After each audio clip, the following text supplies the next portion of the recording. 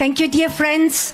I'll bring you the solidarity greetings from the peace movement, from peace-loving people from Germany. And I thank you to having me here on this protest right in front of the White House against the NATO. We say no to NATO, yes to peace.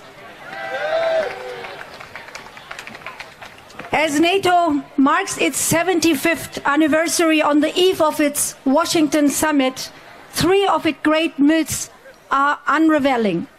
First myth is that NATO is a defensive alliance, abiding by international law.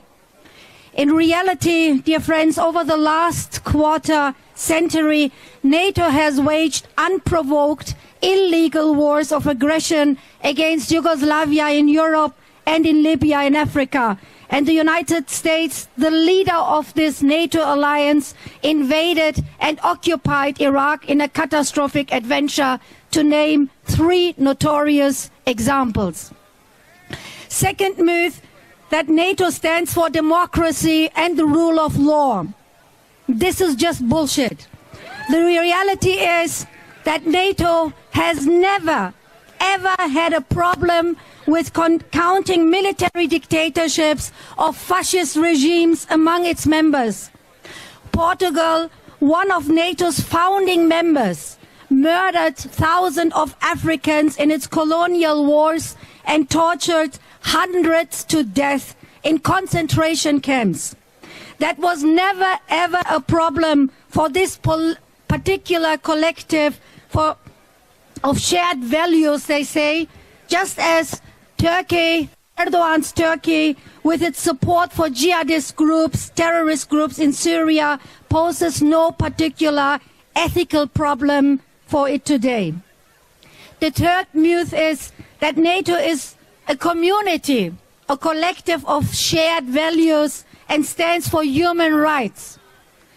In reality, the wars conducted by the United States of America and its allies over the last 20 years alone have killed 4.5 million people, as calculated by researchers of the esteemed Brown University in the US.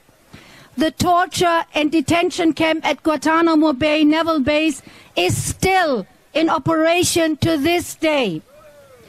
My friend, the journalist Julian Assange, was tormented nearly to death for 14 years because he had published evidence of US war crimes. Benjamin Netanyahu's far-right government continues to receive American and European and German support in the form of armed deliveries for its onslaught against Gaza and the Palestinian people. We want to stop them. And at its Washington summit, NATO intends to make its strategy of escalation and expansion global. Ever more weapons deliveries to Ukraine are planned. The danger of direct involvement in this war is rising on the European continent, and the NATOization of Asia is now getting underway officially. With its bilateral agreements, NATO is now seeking to expand its hegemony in Asia to pit itself against China. We, dear friends, have to stop this strategy of NATO escalation and expansion in Asia. And if you want to know what character NATO has, you only have to look at the fact that NATO unconditionally supports the far-right government of Benjamin Netanyahu in Israel, and these war crimes started against the Palestinian people in Gaza. And if you want to know what character NATO has, you only have to look at how the NATO General Secretary Stoltenberg torpedoes every initiative for peace in Brussels, and also do the administration in Washington and in Berlin. And that is a shame. The plan is escalation, no negotiations, no peace. And we say we need to stop the killing in Ukraine. Therefore, we need an immediate ceasefire. And we have to stop the killing in Gaza too. And we need a ceasefire in Gaza too. And I know, dear friends, ceasefire is not everything. But everything is nothing without a ceasefire. And I have to tell you something because Anne mentioned this. It is such a shame that the German government has in fact such a central role in this war, ongoing war in Gaza. Germany is the second most important arms supplier for Israel after the United States. From 2019 to 2023, 30% of all arms to Israel, they came from Germany.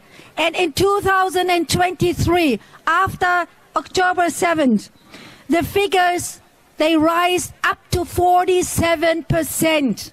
37% of the arms import in Israel, they are coming from Germany. And especially because of our history, I think it's just shameful to send for this war in Gaza more German weapons. And therefore, I would love to coordinate with you guys in the United States. Stop arming Israel from the United States and from Europe.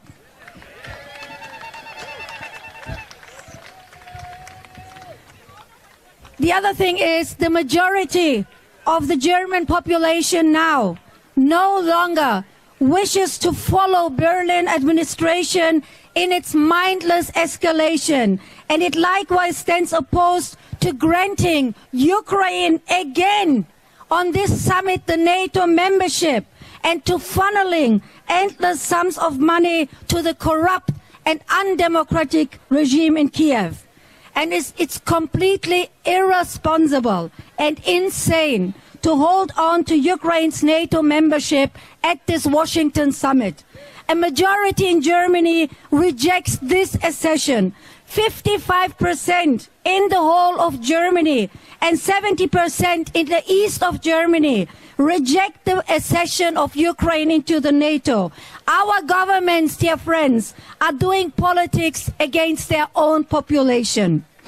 And therefore, we have to stand up against these policies of wars.